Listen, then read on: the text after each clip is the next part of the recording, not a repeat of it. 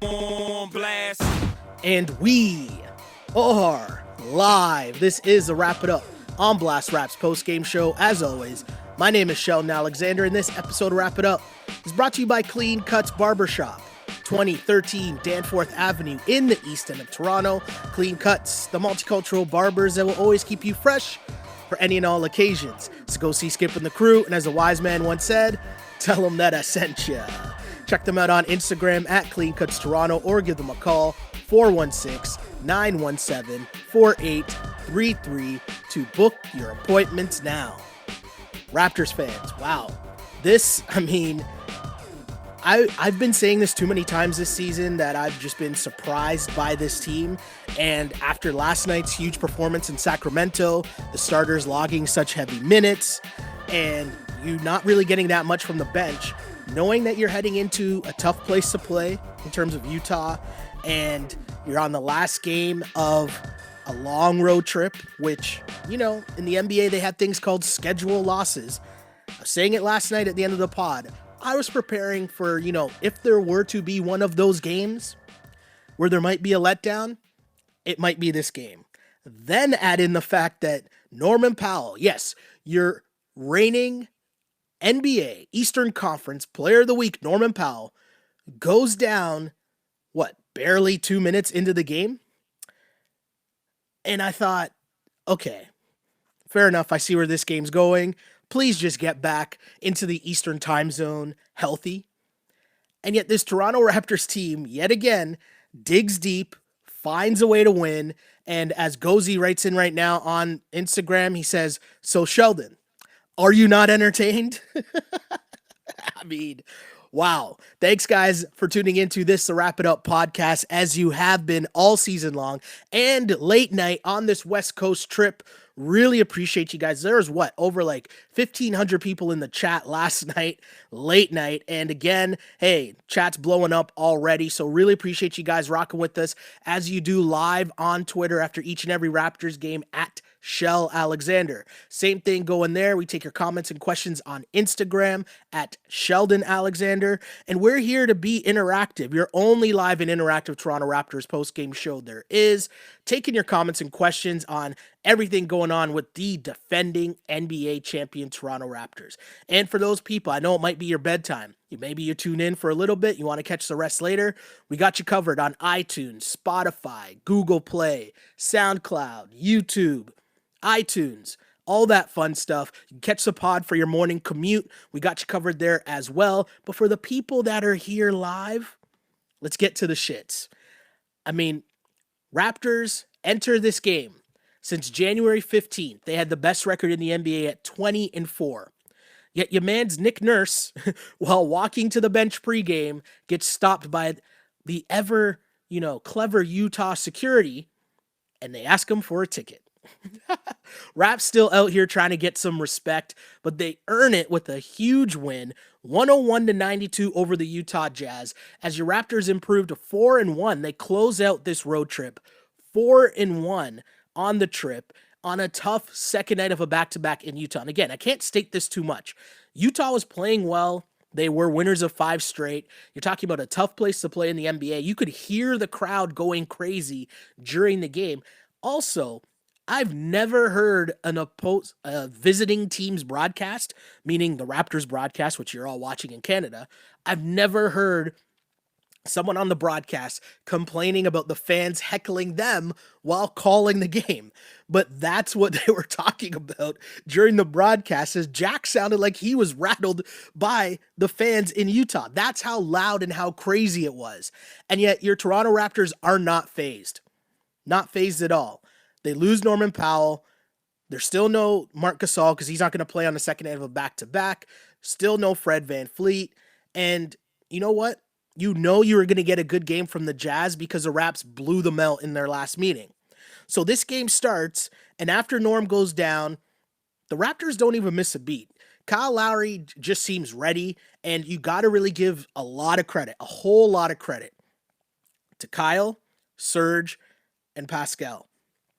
Those three guys, this is what you need from your stars in a tough road game, in a game where, you might not have it, you're struggling, as I mentioned, might be one of those things called scheduled losses.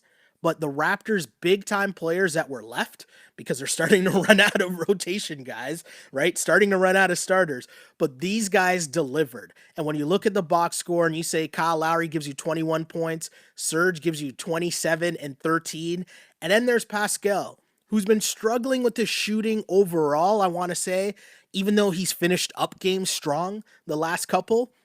Pascal had a good game from start to finish. 27 points, 11 rebounds, 8 assists for Pascal, 2 of 5 from 3, 9 of 18 overall from the floor. And Pascal, I thought, took on the challenge of saying, okay, Norm went down. That means I got to pick up the slack and I got to get busy. And the big thing about Pascal, I love the fact that you saw a little bit of everything from his game.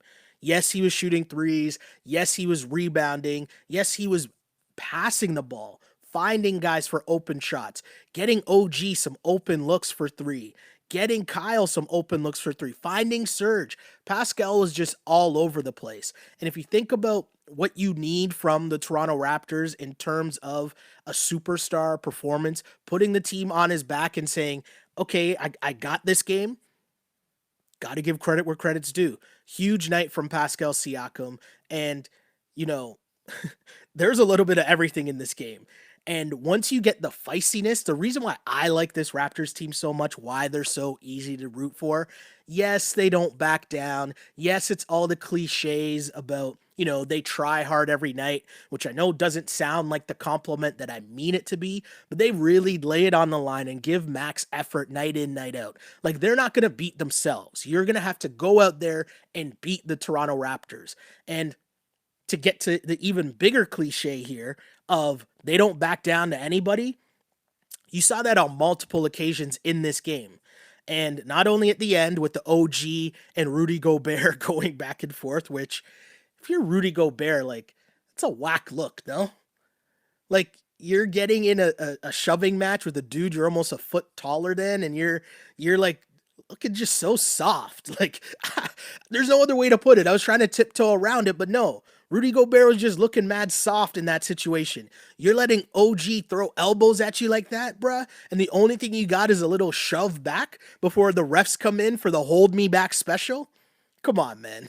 I'm looking at Rudy Gobert like, you're soft, bro. And OG was not shook at all, but the best part might have been Serge playing the peacemaker, as if we haven't witnessed Serge actually throw hands on the court multiple times, as if we haven't witnessed Serge. Who was it that he choked out? Was it Marquise Chris when he was on the Cavs?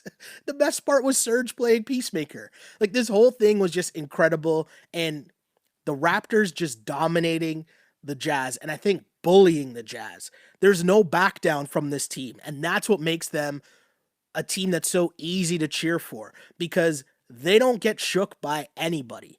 And you look at this game again, it would have been so easy to fold it up and say, hey, you know what? 3-2 trip, that's a solid trip. We don't have another game until Saturday. If we get blown out in Utah, whatever, solid trip. But no, they don't leave anything out there to chance. They buckle down, and I know I was just talking about the Gobert thing, but to me, maybe the even funnier thing was earlier on in the game with Kyle Lowry and Royce O'Neal. That was pretty funny. I thought, O'Neal was trying to back down Kyle Lowry in the post. He kind of tried to hook him with an elbow, and Lowry didn't really appreciate it. You could tell that, right? Lowry kind of gave him a look, pushed him back. And then the next time down the floor, Lowry just doesn't hesitate and just runs up to my dude and just fouls him. Just kind of a G check to be like, no, I see you, and I'm going to make sure that you see me. And just sort of step to him in a sort of say something. And I respect Kyle Lowry's gangster so much, because Royce O'Neal's probably thinking, like, who is this guy? Like, I can't even back him down in the post. I'm trying to do some cheap elbow, and my guy's shoving me back and then purposely just fouling me on the next play, and everybody, refs included, know what he's doing. I love it so much. It was just a lot of fun, this game, and it's another example of why this team has the fan base that it does, why the fan base has its back up against the wall every time it feels like it's not getting respected. It's almost repping the chip on its shoulder that the team has, that Kyle Lowry and company have, where they're always trying to prove something to the doubters that no, we belong here and we're going to demand your respect. And if you're not going to give us respect, we're just going to come into your house and take it. So, huge win for the Toronto Raptors. And mention that performance. It's tough to see Norman Powell go down. And luckily the Raptors don't play again until Saturday. So hopefully it's not too bad news. I think they said it was an ankle sprain. Hopefully it is something that's not as serious and Norm is back because he was playing the best basketball of his career. And so to have him go down was tough. But on the flip side, at this point, should we be surprised that the rest of the team just steps up in the way that it did? I mean, Serge, Pascal, and Kyle. It's just amazing performance by the Toronto Raptors in a game where right away, I think you follow the lead of your leaders. And so after Norm goes down, everyone's favorite Raptor, Patrick McCaw, checks into the game. And then seconds later, OG's limping. He stepped on the foot of Mike Connolly. OG leaves the game. And at that moment, I'm sure Raptors Nation is thinking, okay, what's going on here? Norm goes down, OG goes down, and everyone's looking at Patrick McCaw like, hold on, why is he the one in the game? And trust me, one of my favorite things this whole year is Raptors fans' hatred of Patrick McCaw.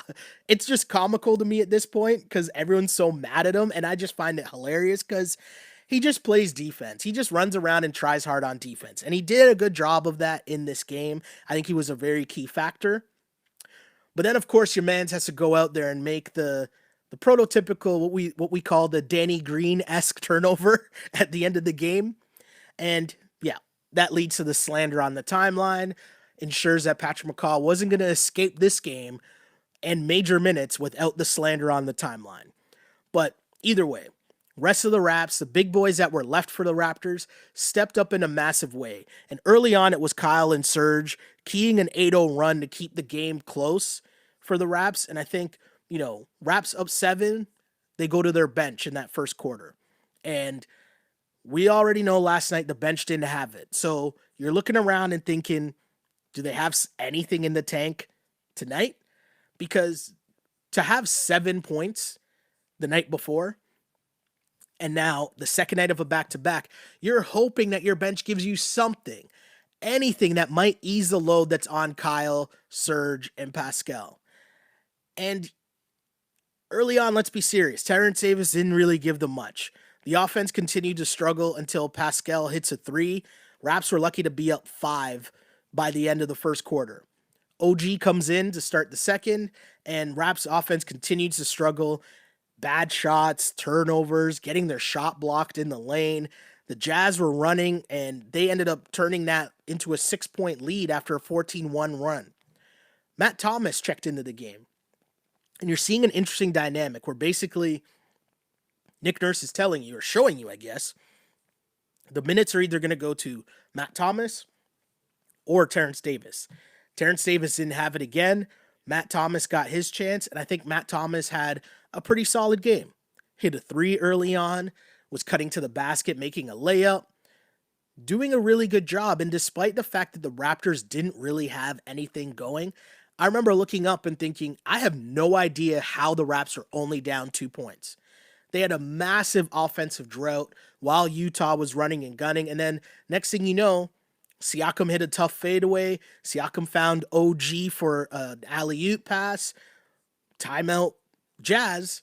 And 13-4 run, Raps right back in it.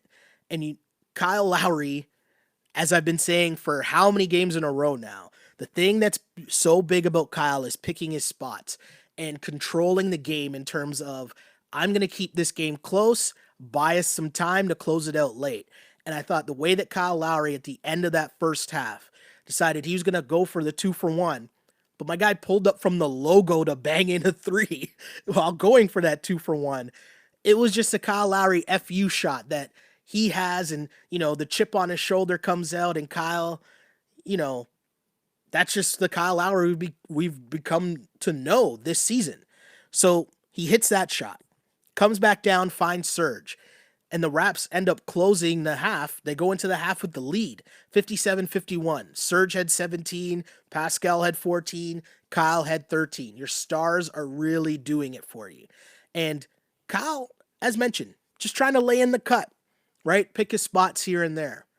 And then that's when the Royce O'Neal thing happened. And I love that play for Kyle Lowry because you know what? It's him showing the rest of the team, like, we're not backing down here. We're not just going to roll over. Royce Young's trying to get one over on him, maybe toss a little cheap elbow. And Kyle's showing him, nah, that's not how we play. You got to miss me with that. And when he goes back and fouls Royce Young, just to show him, like, dude, or Royce O'Neal, that to me is a play where Kyle Lowry, the rest of the team sees that and they get amped up because there's no back down. Kyle Lowry's looking up at dude while he runs up to half court to foul him. That's just incredible to see. So Nurse this time goes back to the bench, and I thought the bench did a better job at that point, right? I thought McCaw, Rondé, and Matt Thomas really gave just good minutes, good hustle minutes. And the Raps maintained, they held on to the lead after 3 quarters. They're up 6 points heading into the fourth, and they go on a run to extend the lead as soon as the fourth quarter starts. And it was a little back and forth. Raps were up 10. Then they gave up a run to Utah. Utah comes back. And it ends up being a really close game from that point on. And Joe Ingles had it going for a bit for the Utah Jazz. And it kind of turned into a thing where I thought, okay, maybe the Raps are going to run out of gas here. Maybe it's going to be a thing where finally this is going to catch up to them, right? Second night of a back-to-back, you're a little tired, the crowd noise, they keep mentioning the altitude, it seemed like it could be a thing where this game was going to slip away. But what have we learned lately? What have I said I've been impressed the most with Pascal and just the Raps in general over this last little run? What you do in winning time. It was my biggest question coming into the season, and the Raptors just continue to answer said question down the stretch here. Raps 7-0 run, and it was Pascal again. Pascal just making plays. He had a play, he gets the ball in the lane, kicks it out to OG. OG knocks down a 3. Pascal again, Raps on a turnover. They're running the floor. Pascal makes a layup, Raps up 5. And then there's Kyle Lowry again, picking his spots, knowing when his team needs a big shot the most, and Kyle delivers. That 3-pointer that he hit, and I can't even call it a 3-pointer, that deep dagger 3 by Kyle Lowry at the end of the shot clock. When he's hitting shots like that, how is the rest of the team not going to follow the lead of that guy? Right? This was just a typical Raptors game. When you talk about what this season has been for the Toronto Raptors, you have a little bit of everything. You have guys going down, other players stepping up, great performances from Kyle Lowry not taking shit from bigger guys, OG mixing it up. Like, this, if you were trying to tell a team or an alien comes down from outer space and you're trying to show them a game this season to exemplify what the Toronto Raptors season has been, this was the game. And that Gobert OG thing to end it was just perfect. I love the shots of OG trying to figure out, like, wait, am I ejected? Am I kicked out of the game? And he's trying to figure it out. Gobert is thinking, wait, why am I getting kicked out of the game? I just got elbowed, which I thought was incredible. But again, Gobert, super soft. But the Raptors, the opposite of soft, as they come up again with a huge win, 101-92. Toronto Raptors win, ending their road trip 4-1. Just a massive way to win, closing out the trip on a back-to-back in Sacto and Utah. Big wins for the Toronto Raptors. But as mentioned on this The Wrap It Up podcast, we like to get interactive, which means taking your comments and questions as people are filling in on both Twitter at Shell Alexander. Same thing goes for Instagram. Huge feedback coming in on both sides because you could tell the fan base is hype. And how is a fan base not going to be hype after a win like that? By Noir checks in on Instagram and says, big boy win. More comments here on Instagram. Uh, Tammy says, there ain't no quit in these Raptors. Glow Girl smile. The Raptors are so good at defense and increasing the pace at the end of the game. It's true. They have the ability. And, we saw this a lot last year where it appeared that when they had their closing lineup, that included Gasol, Siakam, Danny Green, Kawhi, and Kyle, it seemed like they had a switch where when they needed a turnover, they needed a stop, they could get it. And you kind of wonder, okay, well, what is this team going to be like this year when you remove obviously two of the starters out of that lineup? And now, if you think this team that we saw now, where there's no Marc Gasol even, so that's three starters out of the lineup, but you replace them with Patrick McCaw, who I know everybody's least favorite Raptor, but you have Patrick McCaw in there at the end of the game with OG, Serge, Kyle, and Pascal, and you're getting the same results. When these guys need to make a stop, they get that stop. And I say this all the time because we live in this era of 2020 where it's always big dunks and, Euro steps that make it onto Instagram. Defensive plays rarely make it onto Instagram. But again, in close games, getting a huge stop is just as important as getting a bucket. And the Raps continue to prove that night in, night out, especially this season when they need to make plays on the defensive end, the team buckles down and they find a way to do it. And the fact that you can do that last year with Kawhi, Danny Green, and Marc Gasol in the lineup, and then you switch to this year without those three and you just replace them with the next three guys, the next man up, that just shows the structure and the foundation that you've built in your organization, that you demand a certain level of defense to get onto the floor. I mean, shouts to Nick Nurse, right? Shouts to Nick Nurse. Austin says, all I need from McCaw on offense is hit open threes. Yeah, for sure. Totally. I think that McCaw, he's hesitant to shoot the threes, and I think that's a problem. I feel like when he gets the ball in rhythm and just shoots it, I think he has a better chance. Sometimes he gets the ball and you can tell he just doesn't want to shoot. And that can't be the situation because especially come playoff time where you're playing the same team over and over again for a 2-week span, that's when the scouting report comes out. And that's when they'll sag off you on purpose and force you into taking those shots. And if you're the Raps, you don't want to be in a situation where games or moments are being decided by Patrick McCaw, right? So he's got to figure out when he's wide open, he has to have that ability that I'm going to take that shot, because if he doesn't, he's just putting his team in a terrible position. The other part of that, though, is where if you're not comfortable taking that 3-point shot, cut to the basket, mix things up, figure out a different way to affect the game on the offensive end, because you can't just stand in the corner and be a non-factor. That's not going to work come playoff time if McCaw is going to get minutes, which, again, if the Raps are fully healthy, McCaw's probably not going to get that many minutes. But with Nurse, who knows? Nurse seems to love him, so you might see McCaw come playoff time as well, more than you think, right? Alex says, on the broadcast, you could hear Kyle clapping back at a heckler saying, I got a ring. I got a ring on me. Fuck out of here. I didn't hear that, but that's incredible. I'm sure the Twitter sphere will show me that video. Fly Miss says, let's be honest, with Ibaka, Lowry, Siakam on the floor, is anyone paying attention to McCaw? Yeah, I mean, that's what we were just talking about. They're not. And then that's where you have the ability to cut to the basket, get some easy shots, but also just work on that corner three. We've seen it time and time again. And I think Pop is probably the guy who gets credited the most with just replacing that Bruce Bowen to Steven Jackson to, I guess maybe Sean Elliott would have been the first one, but just having that swing guy, that perimeter guy, that you just sit in that corner. He did it with Richard Jefferson as well, but you just sit in the corner and you hit threes. That's it. You just be ready to make this shot. And you've seen guys make a career out of that. Heck, PJ Tucker wasn't in the league and he found his way back into the league by, of course, playing gritty, hard-nosed defense, but also just being able to knock down that corner three, being that, that 3-and-D guy. It's a whole position, and Pat McCaw clearly has the defensive side down, so if he can just confidently learn to knock down that open three consistently, maybe he won't be a problem.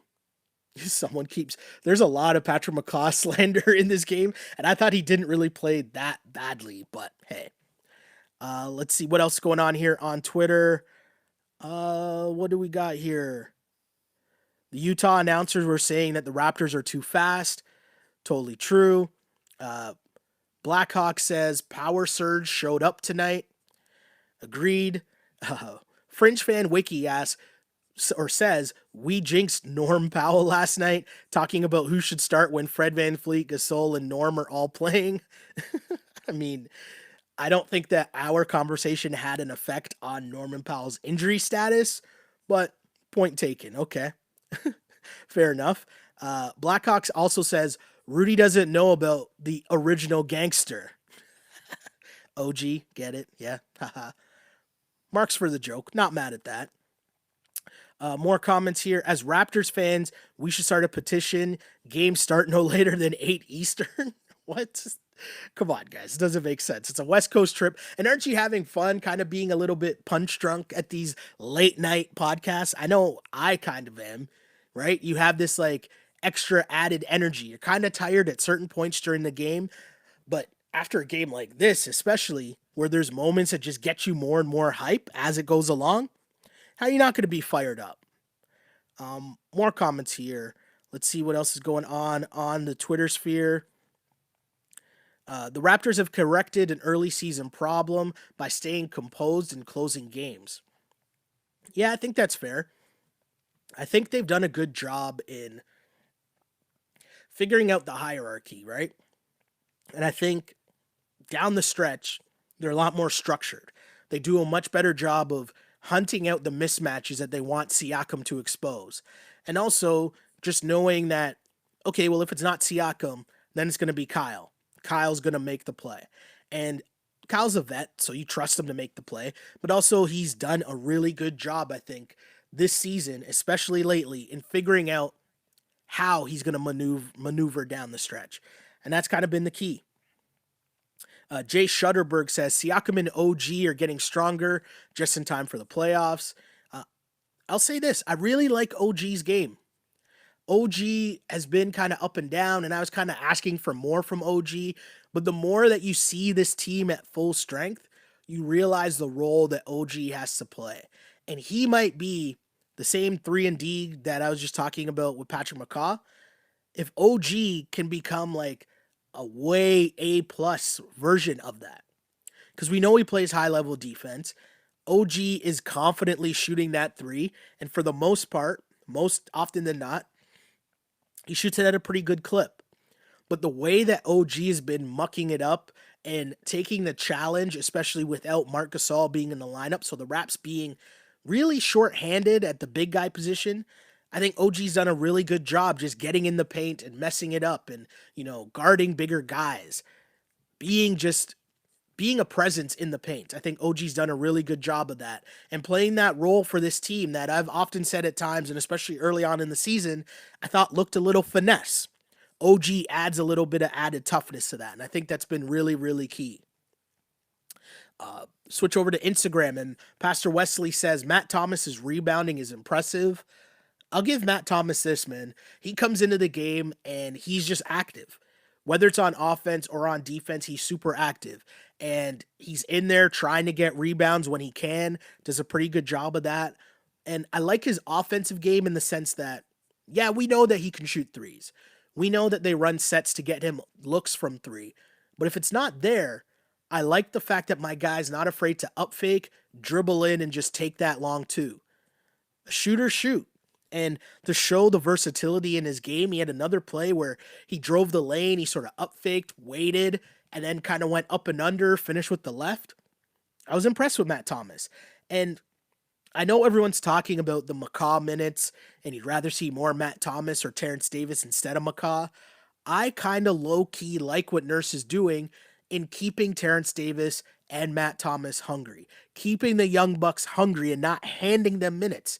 They're going to have to come out and earn those minutes, meaning playing hard on the defensive end, have a little internal competition. There's nothing wrong with that. And again, making sure that both those young Bucks at least instill some form of consistency. What are you going to bring effort-wise, night in, night out to contribute to this team.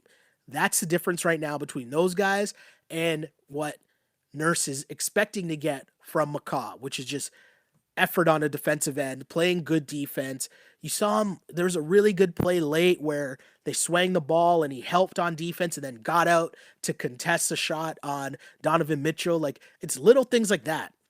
I know I sound like a huge nerd talking about how great he, helps and recovers, but those are the things that McCaw does. It's not going to show up in a stat sheet. It's not super pretty, but that consistent effort defensively is why you consistently see Nick Nurse turn to him and give him minutes over the two young bucks. But yeah, great game for the Toronto Raptors. DVAD pops in and says Gobert was miserable all game. It's because the Raps were giving him fits between Serge, between OG, between Pascal. The Raptors were all over the boards, and they out-rebounded the Jazz, 53-34. And Rudy Gobert in this game, I mean, you're talking about an all-star big Rudy Gobert. What we're told is all-star caliber, defensive player of the year caliber. And in 32 minutes, my guy finished with 6 points and 4 rebounds. I'm just going to let a pause sit on that for a bit, because then I'm going to remind you that Rondae Hollis-Jefferson tonight off the Raptors bench had 8 points and 10 rebounds. So how's Rondae coming off the bench to get 10 rebounds, and your man's Rudy Gobert's out here with his 7-foot self getting 4 rebounds in a game? Hey man, gotta like the toughness, the grit of this Raptors team. They just don't give up, and undersized doesn't matter. Undermanned doesn't matter. On the road, second end of a back-to-back, doesn't matter, because at the end of the day, the Raptors win again. Big win for the Toronto Raptors, 101-92 over the Utah Jazz to finish a successful road trip, 4-1 on this road trip. And I think I had the stat, I hope I get this right, but the Raptors had 2 road trips of at least 5 games this season. And it's the first time that they have had winning road trips while having multiple road trips of at least 5 games. Does that make sense? I hope I said that right. I hope I said that and it makes sense. Bottom line, I'm trying to tell you the Raptors play really, really well on the road. They play really, really well at home. And this regular season has been a huge success if you are a Toronto Raptors fan. And hey, get a lot of time to bask in this win, because the Raps don't play again until Saturday, where they play the Detroit Pistons, if I'm not mistaken. I think it's Detroit. Yeah, they play the Pistons on Saturday at home, and hopefully that gives enough time for either Norm or Freddie to be back in the lineup. Perfect world, hopefully both. Hopefully. I just really hope that Norm is okay, because it would really suck for Norm to go down again for another long-term injury after he's already missed, I think, 20 games this season. So hopefully Norm is okay. Hopefully it's not too serious, and this, extended break in between games as the Raptors return home from a road trip gives him some time to recover and be all right. The other thing, I see people asking about Terrence Davis, what's going on with Terrence Davis. I just think it's tough. The minutes that TD's getting off the bench, especially if Kyle's not there, and we know there's no Marc Gasol on the floor, right? It's kind of tough for him you're in a tough position, because the offense is just stagnant with McCaw as a point guard, Davis as the other point guard. Where's the offense coming from? Pascal isn't really at that point where he's full-time creating shots for other people. So I think you'll see the bench be more productive once Freddie gets back. The problem is, if you're Terrence Davis, once Freddie gets back, and if Norm's back, you might not be one of the other guys as a part of the bench crew. So it's kind of a tough spot right now. But again, I like what Nurse is doing, because I like the healthy competition between Matt Thomas, between Terrence Davis. And unlike most of Raptors Nation, I'm also not mad at Patrick McCaw's minutes. But hey, I understand. And don't get me wrong, I'm hella entertained by the slander that Patrick McCaw ignites in the Raptors fan base. So many more comments. I want to read them all, but there's so much. Lisa says, you're right. Kyle knows the game so well. Last night, Siakam wanted to pass, but Kyle told him to post up and score. JC says, trust in Nick Nurse, people. I think people are starting to figure that out. Nick Nurse, if he's not winning coach of the year, then they probably need to fix the criteria of what it means to be coach of the year, because to have this team where they are with what the Raptors have been through, it's just incredible. But yeah, enjoy this week, Raptors fans. Hopefully Raptors team can use their time to get healthy, and it's a great move that first game back is against Detroit, so you can kind of ease your way back in, because playing that game means Detroit has a couple games or a couple days in Toronto, you would assume, but also it's the Pistons. They're not very good. So it would be a good game for guys to ease their way back into a homestand after a very tough road trip and after a long extended period of time off. So, hey, see you guys next Saturday. Enjoy this. Have fun. And again, thanks for tuning into this To Wrap It Up podcast. Whether you are live on Twitter at Shell Alexander, really appreciate you guys. Huge shout to you guys for all the likes and retweets. I see you guys and really appreciate you guys rocking with us and repping for the Wrap It Up podcast. Same thing goes for you guys on Instagram. The whole Instagram posse that's been here from the beginning, holding us down on the Wrap It Up pod. Coach Flores, Glow Girl Smile, DJ Raymond, Austin, Pastor Wesley, Alex, K2's Garnett, and Tammy. Really appreciate all you guys rocking with us and supporting the wave that is the podcast. Huge, because I wouldn't be able to do this on nights like this, late night, without you guys here to interact with me and get me hype as this Raptors run continues, because this season had just been incredible. And every time I think that, this might be a letdown game, or of course you're going to have a game like this. Teams have games like this all the time. This Raptors team shows me that I should just shut up, sit back, and just enjoy the ride. And you know what? I think I'm going to do that. And I'll see you guys in a few days until Saturday. I think I'll see you guys Saturday. Pretty sure I'll see you guys on Saturday for that game. And really appreciate you guys tuning into this To Wrap It Up podcast, because as always, I used to pray for times like this to rhyme like this. This is the Wrap It Up on Blast Raps post-game show, as always, unpolished and unapologetic. Until next time, see ya. On blast.